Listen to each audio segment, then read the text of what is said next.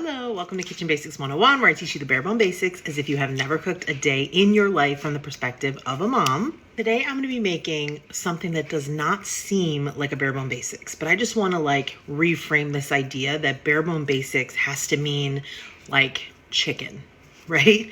Where obviously we made chicken, or it has to mean dinners, or it has to mean things that seem super simplistic, because it doesn't. When I say bare bone basics, I mean exactly what I said, that I'm teaching you as if you've never cooked a day in your life. So I'm going to explain every detail, and I'm going to explain why I'm doing what I'm doing, because I'm going to assume you've never cooked before. But that doesn't mean you can't make something that seems complicated or that seems not day. We're going to make bacon wrapped dates. Now, this for me is a personal favorite. It is a go-to for parties. Like if I'm hosting a party or if I'm going to a party, because they hold great at room temperature, which is like a big difficulty if you're throwing a party, especially if you're cooking all the food, is like, how do you keep everything hot that's supposed to be hot and everything cold that's supposed to be cold while you're cooking a million other dishes? And the answer is to make things that are amazing at room temperature, and bacon wrapped dates are amazing at any temperature. They are delicious. I think they seem fancy, and if you go to a restaurant, they'll give you like 3 and charge you $25. But I'm here to tell you, they are so easy, they are so delicious, they are foolproof, and they are forgiving. And I'm going to stuff them with blue cheese. You can stuff them with gorgonzola. That's actually my preferred cheese, but I couldn't find any gorgonzola. Are my dates. I like these dates. I don't want to say the name wrong because I don't want to upset anyone. This is what they look like. I imagine that there's a lot of people who have never worked with a date or knows what they taste like. They are completely delicious. First of all, let's talk. They are incredible. I'm just going to put a little slit and I'm going to peel them open, and there's a pit inside. They're super sticky because they're basically sugar bombs. They're super, super, super sweet.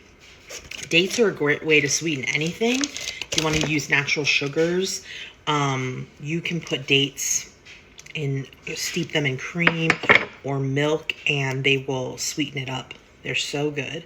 So we're just going to take the pits out. And as you see, I'm doing a long slice, but I'm leaving the rest of it intact because this is where we're going to stuff the cheese, and then we're going to close them back up, and they're going to stick together because, like I said, they're little sticky bombs. You can buy them pitted, but you're still going to have to open them up even if you buy them pitted. So there's really no point in that. Dates also keep for a really long time, so they're a great pantry item.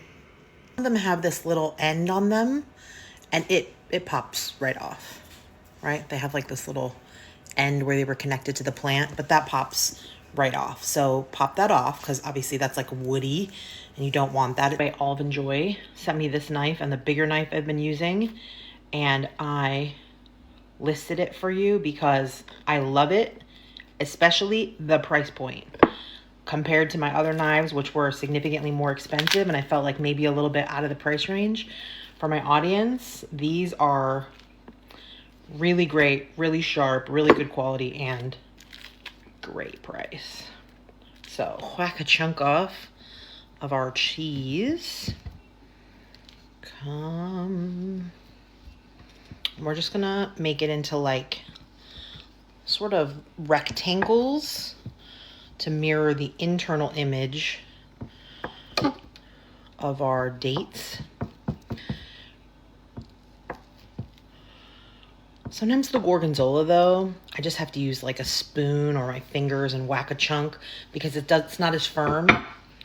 So it's hard to get it into like little chunks. Again, this is forgiving. You can use as little or as much cheese as you want. Let's see if my rectangles are a little big. I don't know if I'll be able to get them in there. Oh. Well, she looks like my stuffed shells. She's bursting at the seams. Maybe it's a little too much cheese, huh? Like I said, it's forgiving. I'll cut the next one smaller. I'll look for my bigger dates. Some of my dates are bigger than others. That's all you're gonna do.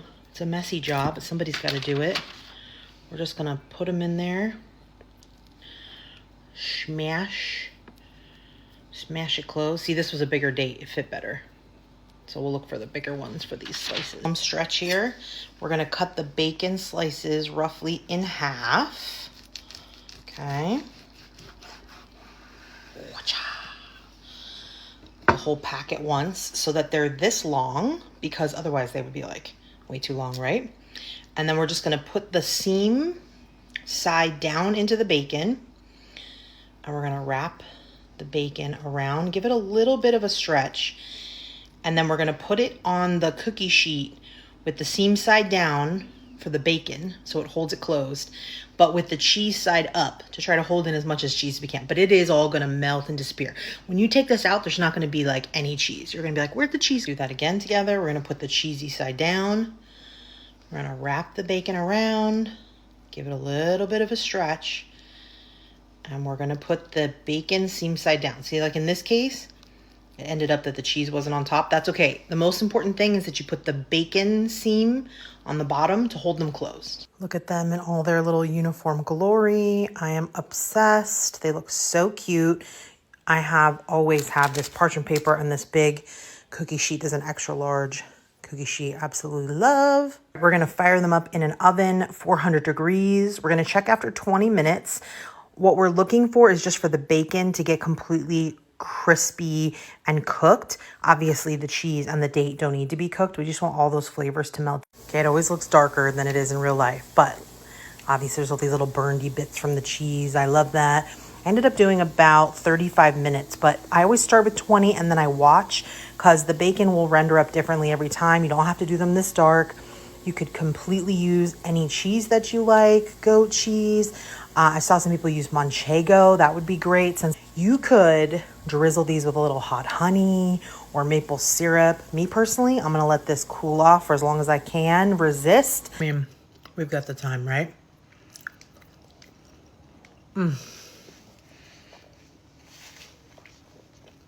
It's like sweet and salty, and the cheese is like a little like pungent and sour, and like,